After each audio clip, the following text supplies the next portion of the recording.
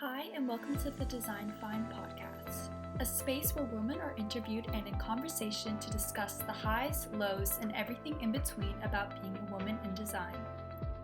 The Design Find has new episodes every Monday, so make sure you come back every week.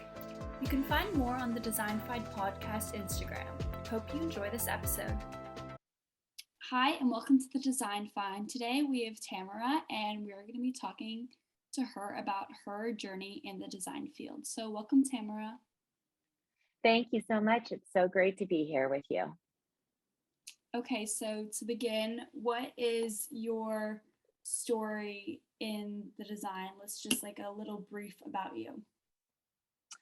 Well, I am based in San Diego, California, where I was born and raised, and I have a team of 5 designers that work along with me. I have a design practice that focuses mostly on commercial interior design. For the last 12 years, we've been creating really beautiful and functional office spaces. But we've recently pivoted to add to our team a strategic partner that allows us to do more residential projects like high-rise condominiums, large apartment communities. And so I like to call our new mix of interior design resimercial. So it's part residential and part commercial. Oh, that's super cool. And I like your new name. Could you also just talk about, I saw that an interest of yours is Feng Shui. Could you share with the listeners how you got into Feng Shui and how it really ties into your field of design? Absolutely. So Feng Shui is, as you know, you probably see quite a bit of Feng Shui being located in Hong Kong. It's a ancient sort of science and that combines the energies of heaven and earth to balance in the most productive and positive way here on earth. So in your residence or in your business, we try to align all of the energies in your space to make sure that it's the most productive, efficient, and feels the best to both you and the occupants of the space, and brings the most positivity in terms of good health, well-being, financial success. So Feng Shui is really a way of looking at the design of your space, whether it's the things that occupy your space, how they're positioned, how much light is in your space, how much fresh air. We really try to balance all of those environmental factors along with the elements that we add to the space to make sure that it's the most efficient, effective, and good feeling space possible for whoever and whatever is occupying the space, whether it's a home, an office, a business. Good Feng Shui elevates the space and elevates the people in it.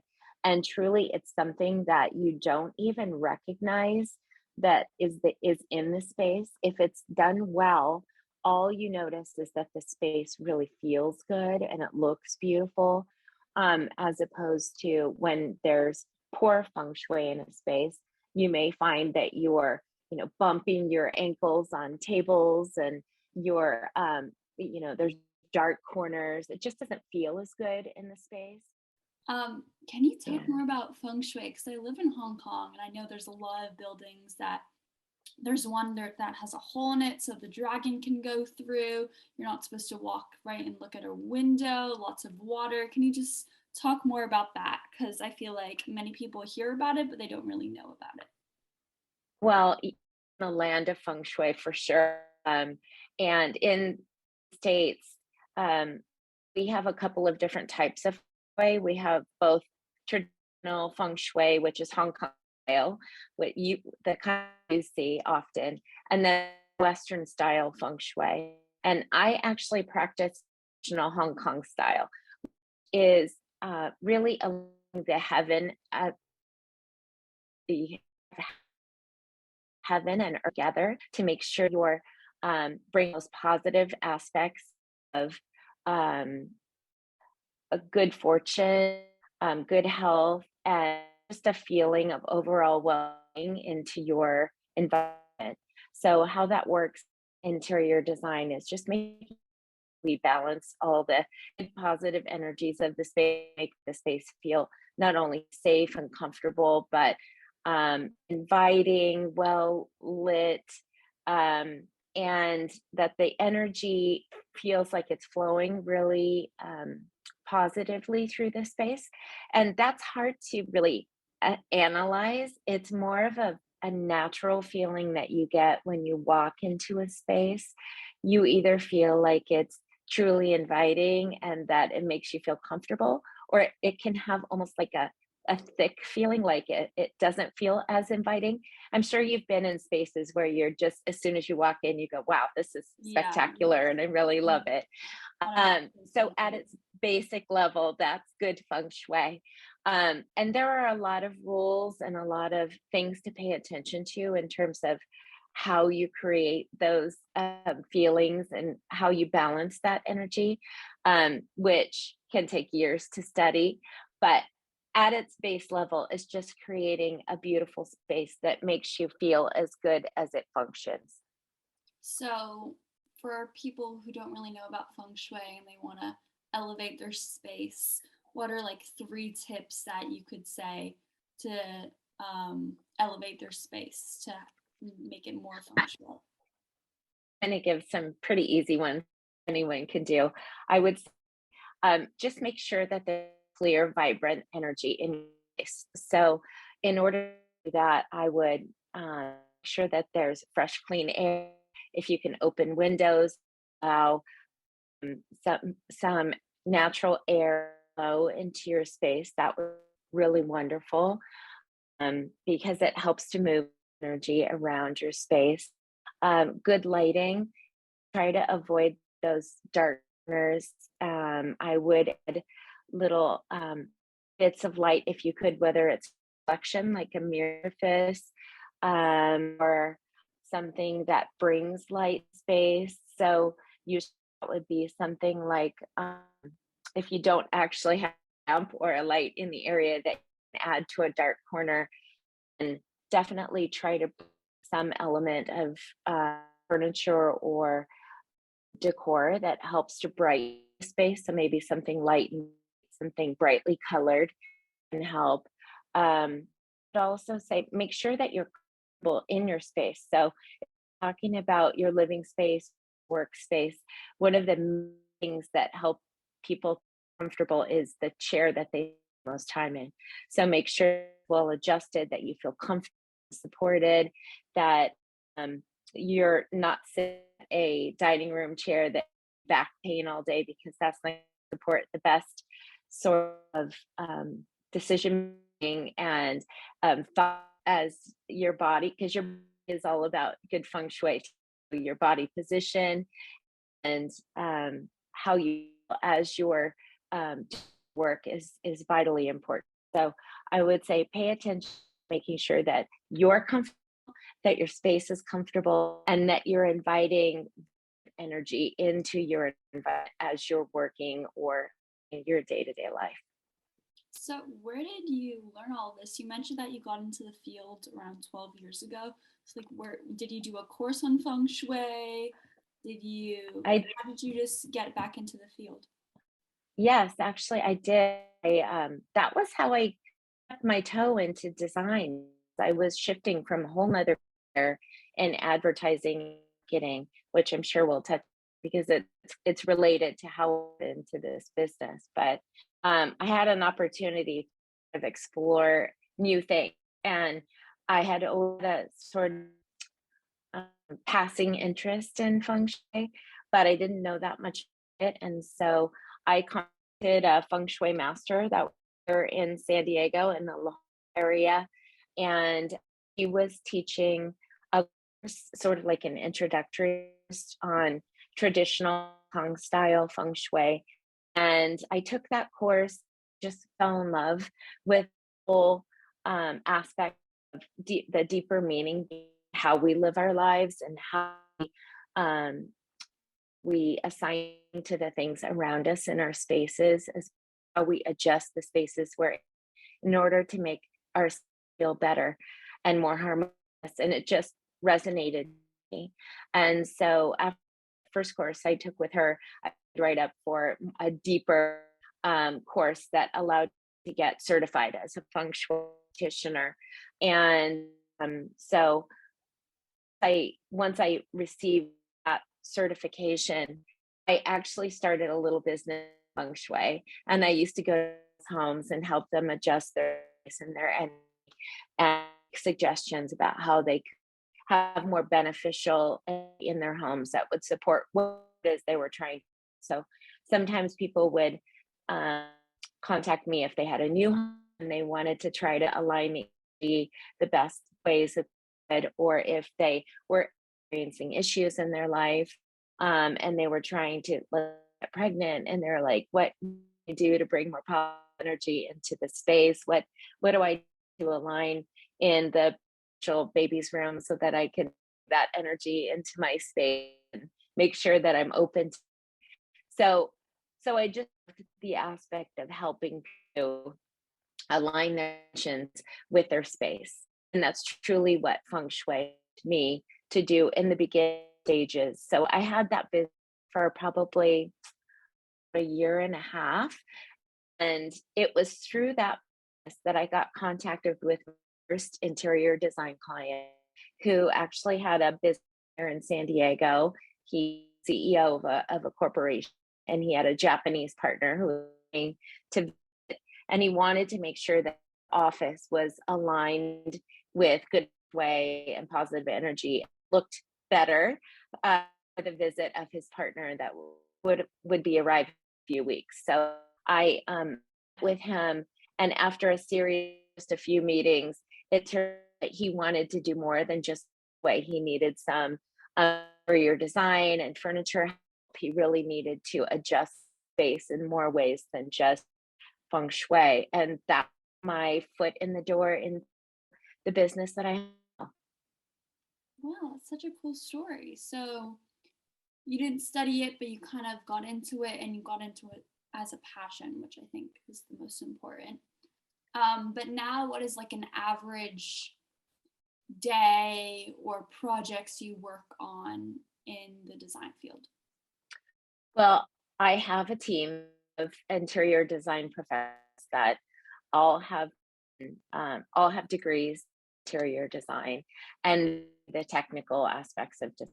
They're really great with odd and all of the programs, sketch programs that it really takes to do the job that we do well.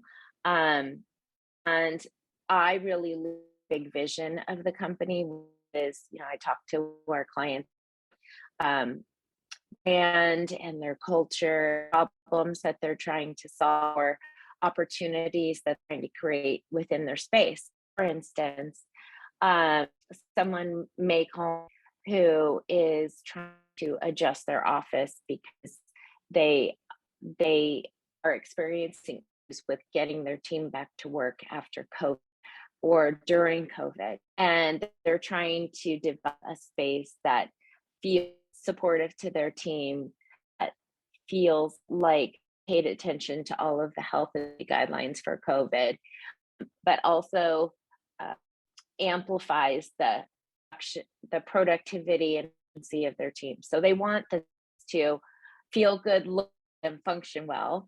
Um, and they also want to pay attention to the requirements of it, and maybe adjust space to more of a functional. Um, Now it's called a space that will allow flexibility, right? Where team members may not work from the office, they may work from a portion of the time or maybe all the time and only come into this for meetings. So this way of occupying an office space or a workspace has really changed my industry. It's caused a lot of CEOs and business owners to rethink the spaces that their teams are. So that's caused a lot of um, outreach. People like me and firms like mine where they need a professional insight on how to do that well. If they need new furniture in order to happen, or if they just to adjust the space, which is like planning within their office. So that's something that I do often in my commercial business. But so now we're doing residential and more eventually in third spaces. So those clients maybe who are building a new apartment building, a clubhouse, or they have a pool, yeah, and they have little homes, and they need to really make the environment feel inviting.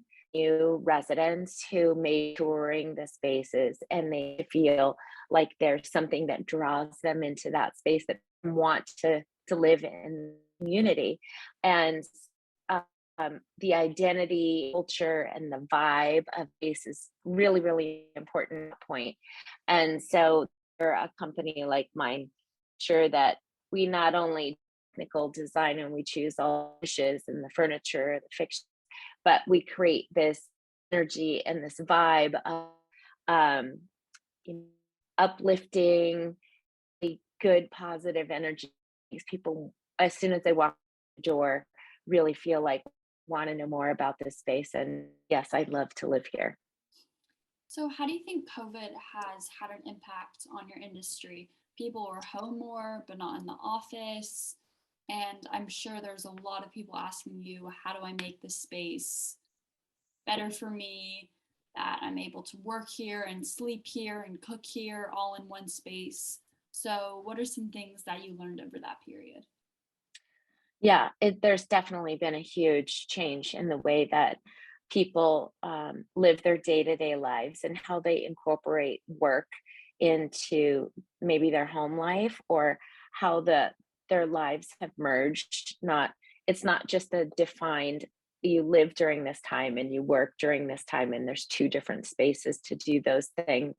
Oftentimes now there's the two are very cohesive, and so there's not a lot of separation between living and working, um, and so that all has to be much more holistic. And so we really think through, okay, what are the zones that you want to have in your home or in your office, where even in an office space where people are still going into work, we want to create spaces where there's a collaborative space, there's like a lounge space, there's a brainstorming area, there are spaces away from your initial assigned work desk or work office, where you can go and collaborate with your team safely, where you can have conversations and meetings that maybe are more creative, that inspire new ideas and new ways of doing business. Those at work are really, really important. So during COVID, we actually found quite a shift in both residential and office space. And I was talking how in office spaces, we've really created these zones that allow people to work away from their desk as efficiently as they would at their desk. They may be um, a Zoom room where they can have small meetings with their clients, or there may be a space where they can collaborate with their team members, and there's um, more of a fresh energy than them sitting at their desk all day, right? Get to have a different body posture. They get to be a little bit more relaxed. It's more of that. It doesn't take the 9 to 5 mindset anymore to perform your job, that you can do your work from a lounge chair, from your coffee table, from your dining table, from your seat at Starbucks coffee shop, or from your office. And people can be efficient in many, many different scenarios. And so, even in an office space, we create those scenarios. We create a space that feels more like a coffee shop, so that people get away from their desk and they go over to the hospitality bar and they can plug their computer in and do their work. Or if they're at home, they can pick up their laptop and go from their kitchen table outside to their outdoor patio, and they still have Wi-Fi and able to functionally do their just as well as they would inside. Really, the sense of environment and the way that needs to function to do work and be creative, all different scenarios is really opened up across the board. And so as trainers, it's our job to react and to make sure that we're listening to the latest research, that we're reading the latest articles, and that we're able to really be on the cutting edge of what's available to our clients in terms of the best furniture, the best technology, and all of the items that will really make our clients feel as efficient and effective as possible in any environment that they might need to be in. So, would you say there is a trend of what people wanted during COVID? Did people want more comfortable living rooms? Did they want desk spaces everywhere? Where there's more of like a trend with people were building a new space during COVID, something that they were tend to look for? I think people were shifting to something called resort living, which means that your home really functions in so many different ways for you. Like it becomes your hub for not only your family life, but could be your hub for also business life, for socializing, for your family. It's really got to incorporate all of those things in one space. And so, whereas people used to see a division between home and work, or even home and socializing, because they may go out to a restaurant or do an activity with their family outside of their home, now, really, during COVID, that shifted so that the home becomes the central meeting, greeting, loving, and living space, right? It's everything all at once. And so, making sure that that we really fulfill all the needs, whether it's the 9 to 5 work, or the family gathering, the socializing, the media, the technology, it all has to be incorporated and updated. So we've seen people really invest in their homes during this time. Um, they've done a lot of living spaces have really popular, and people have invested in technology even outside of homes, meaning like if they have barbecue or outdoor patio area, they bring technology, TV, Wi-Fi right outside to the so they can function as efficiently as they would inside their home. They've created spaces around internet, like the TV, where they have more seating, more capacity to host friends, family, and loved ones. This gathering has turned into more of a based um, home-based thing, COVID. So yes, everything has truly changed to really be more of a uh, your home is your hub, and creating that space where people can gather, can work, can socialize all in one place has become really, really popular over the last 2 years. That's super cool to hear about. So, more focusing on you, what is your favorite thing about being an interior design? Oh, it's probably the job changes every single day. And every new client, there's new challenges. I'm wiser after 12 years of being in business. I know I have a lot of resources. I understand a lot of furniture, and I can use tools really well over again. So, for instance, I might use the same 12 tools over and over for my job, but the way I use them for each particular client can change. And so, depending on the problems that I'm solving for them, or the particular situation of their home or their office, I can use a product or a skill that I have as a designer in a completely new and different way with every single client. And so it just makes my job really interesting, extremely creative. Um, And I think as designers, we also love that aspect of creating something new. And so even if I'm using a similar product or something that I'm familiar with, that I've used in past jobs or with other clients because I love it or it's a wonderful resource, I try to tweak it in a new and unique way for each and every person that I use it for. And so that creates that like fun, unique energy in my business every single day.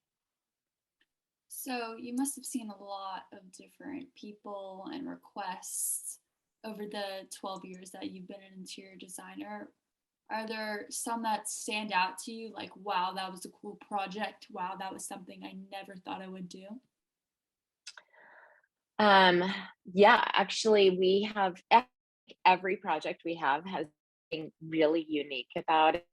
Um, we created a roof deck for one client where he would have a view of the ocean, was able to just get up one level higher on his home.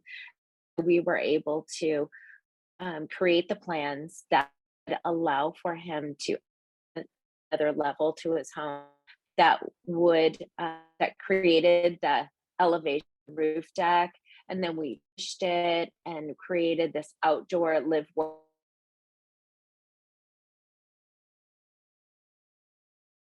with his laptop and do his work and see from his roof deck.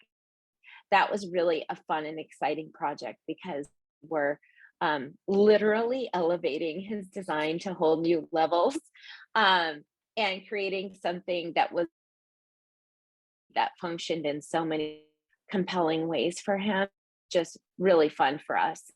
In San Diego, we're to live an outdoor type area where we have such great weather most days of the year that be able to create a space that functions that way for someone that they can actually capitalize on and create a such value in the real estate market. You know, when he goes to sell that home later, that deck will add true value to his home, and will definitely pay for itself and then some.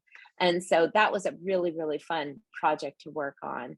Um, as an example, but literally, we do something unique and different in every single project that we work on. You know, feng shui becomes a part of your life practice. You can't not use it because it's just a part of who see the environment now. So, at a very basic level, use it on every single project. I want every space to feel harmonious, well balanced, as positive as possible, and as functional for the person that's living in it as possible. So, part of what makes feng shui so unique is that there's no rules that you apply the same way every single time. It's unique to each and every space, and so as I'm doing design, I take into account feng shui and how it affects each and every space. And then I make recommendations to my clients that they may never know has anything to do with feng shui. I may just say, you know, it'd be really nice to add more light in this corner, or gosh, it brings such great energy to add a mirror here because it's sort of a dark space and we can elevate this and really bounce some energy around this, small hallway. So I will take things that I know are feng shui recommendation or cures, but I don't talk about them specifically as feng shui. I don't label them, right? I Mhm. just say this would be a great recommendation for you. And and if people are interested in feng shui, I'm happy to talk more deeply with them about it. But usually I do it in sort of a subtle way so that people just um, know that I'm working to develop the best and bright positive energy in their space possible. And and oftentimes they never realize that I may have given them a cure to a way problem that they had. But the result that they feel something that elevates space and creates more positivity in their life. And that's really feng shui it's all about in the end. I truly, think that for me, seen as a resource, a guide, a mentor is probably top of my list for like to accomplish career in this life. Well, thank you. That's super cool. And I'm really glad that you were able to share your story. You seem like you have a great business and you run a great team and do a lot of great things on the side and incorporate some of your specialties into your work, which I think is really inspiring. So, could you tell the listeners where to find you? If you're best reached on LinkedIn, Instagram, a website, anything like that? Yeah, I think probably LinkedIn, where I have um, the biggest network, and I able to connect people in a meaningful way. If they need resource guidance, if they just want to be part of a network, I post on LinkedIn almost every day and post things that are helpful, that are insightful in our industry, that are design related or that are related to entrepreneurship. So they find me, I'm known as the Design Boss on LinkedIn. Um, I'll give you a link for that, but they can also Google, which my name is Tamara Romeo, Romeo is my last name. My company name is San Diego Design. So you can either Google my name or Google my company name, just the Design Boss, and find me on social media. Well, thank you so much. All right, great. It was so nice chatting with you. Hey, I hope you loved this episode. If you did, rate and review on Apple Podcast and Spotify, or send it to people who you would think would be interested in listening in. You can learn more about the guests in the show notes or on the Design Find Instagram. The Design Find podcast is under the Entrepreneurs Network.